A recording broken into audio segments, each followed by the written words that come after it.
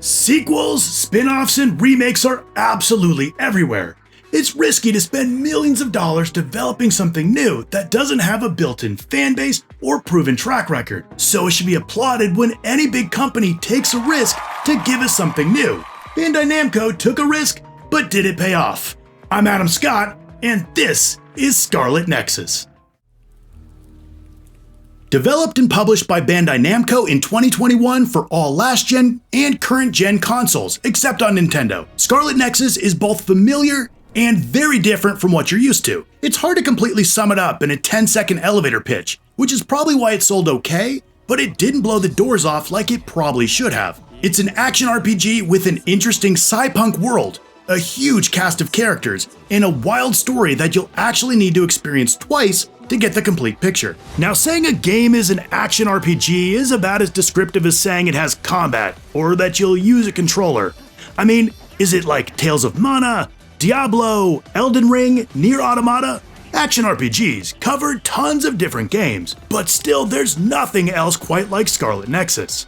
Take one part Persona, mix in Devil May Cry, and you're starting to get the taste, but you're still only about halfway there. While summing up the gameplay can be tough, it's easy to see just how ambitious the development team was and how well it all comes together. I know what you're thinking, it's all sizzle but no steak. There's flashy action but no story, right? Actually, Scarlet Nexus is just as focused on its story, world building, and character development as it is on its combat, and in some ways maybe even more so. To start, it's divided into two separate 20-hour campaigns that each follow one of the two main characters, Yuito or Kasane. You'll choose which of the two you want to play as, and while their paths cross from time to time, these are essentially two distinct and equally important campaigns that you'll need to play in either order. Completing them both is required to get a full grasp of Scarlet Nexus's story, and what a story it is. In the futuristic fictional country of New Himuka, horrible eldritch creatures rain from the sky as part of a phenomenon called the Extinction Belt.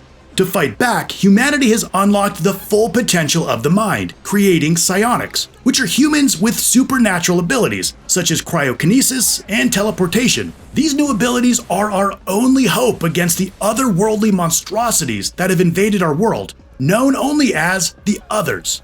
Psionics are scouted and recruited by the Other Suppression Force, or OSF. Both our main heroes, Yuito and Kasane, are newly minted members of the OSF and are placed into two different platoons, each with their own squad mates and leaders.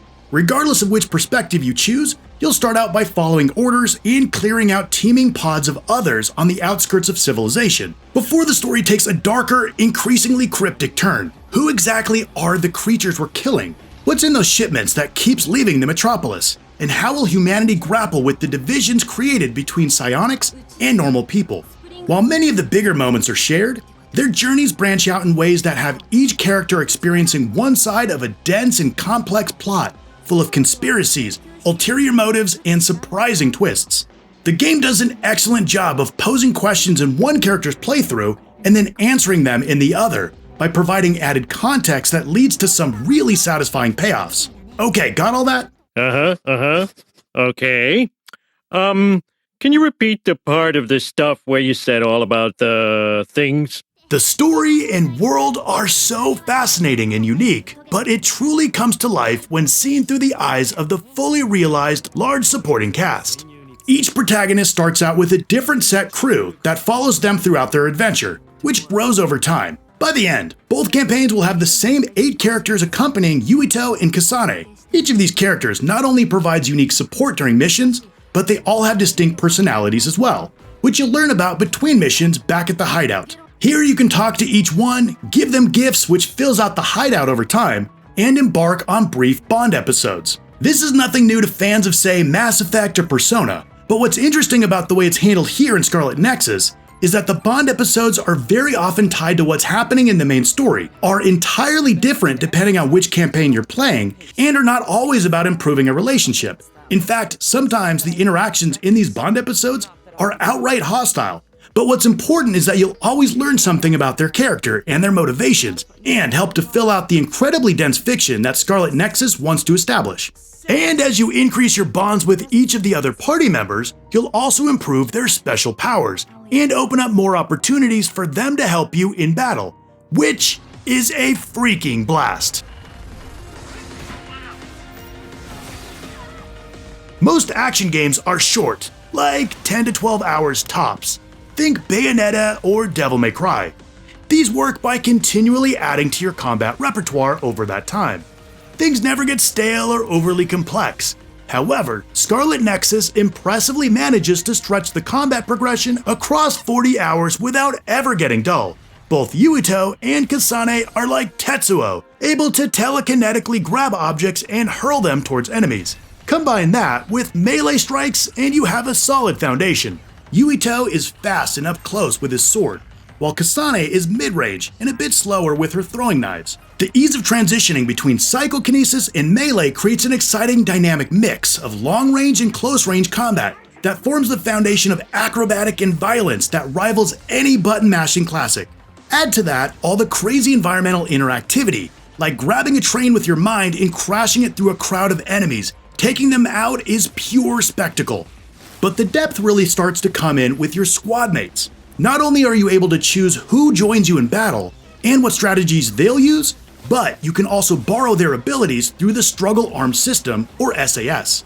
This allows you to target key weaknesses of certain enemies, or take advantage of specific status ailments, like using Hanabi's pyrokinesis to ignite a group of enemies that have been doused with oil. When going up against tougher enemies, you really need to put it all together by mixing in regular attacks, psychokinetic attacks, and SAS abilities that target the enemy's weaknesses in order to succeed, which leads to some really satisfying fights that feel like you're firing on all cylinders. As you deepen the bond level with your teammates, you'll unlock cool new mechanics, such as the chance for a party member to block an attack for you, or summoning them for a follow-up attack of your own. As you progress through the story, more tactical options open up, making combat even more fluid, exciting, and fun. One of my favorite ideas that Scarlet Nexus eventually weaves in is the Brain Crush bar that appears below the health meters of the others.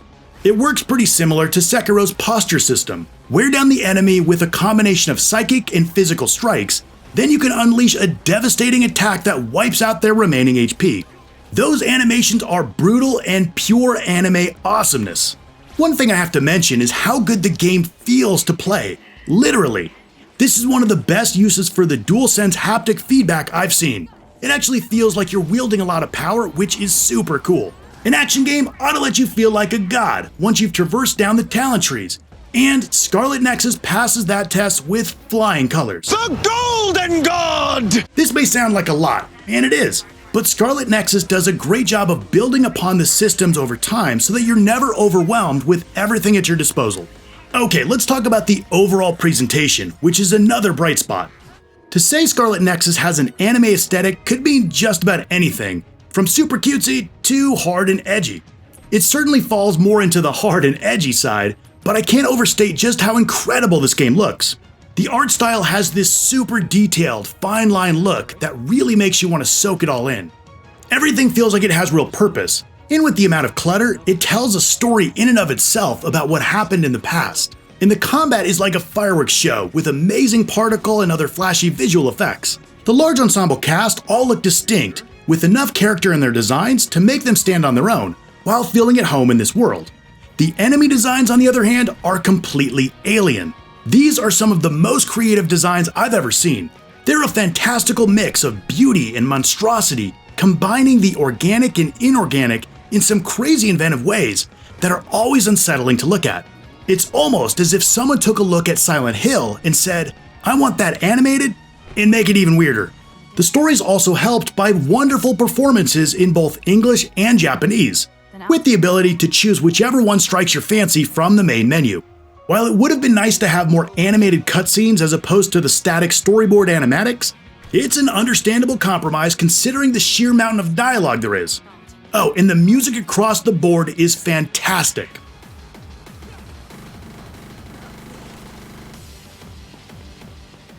As I've mentioned before, you have to play this game twice to get the full story, and this is essential for completionists. The actual process for completion is actually pretty simple. Most trophies will unlock just by playing through both campaigns and maxing your bond levels with all of your companions. Now the dungeons will start to wear a bit thin after revisiting them a dozen or so different times by the end of the second playthrough, and you'll get very familiar with how to dispatch each enemy type with as much practice as you'll get. Scarlet Nexus isn't easy to sum up. It doesn't fit nicely into a cookie-cutter mold. It's a mashup of a JRPG with a character action game, set in an eldritch horror apocalyptic setting with an anime aesthetic. This shouldn't work, but it absolutely does. It's rare for any company to take risks and do something new, and I hope this risk paid off for Bandai Namco. They've laid all the building blocks for an incredible new franchise. Scarlet Nexus's combat is thrilling, and its story is surprisingly deep. And while it's let down by limited enemy and stage variety by the end of the second playthrough, the strength of its characters is enough to lift it high above your average anime-inspired action RPG. Alright, there's Scarlet Nexus. If you liked the video, hit like and of course subscribe. And if you want another game where they took a risk, check out my video right here.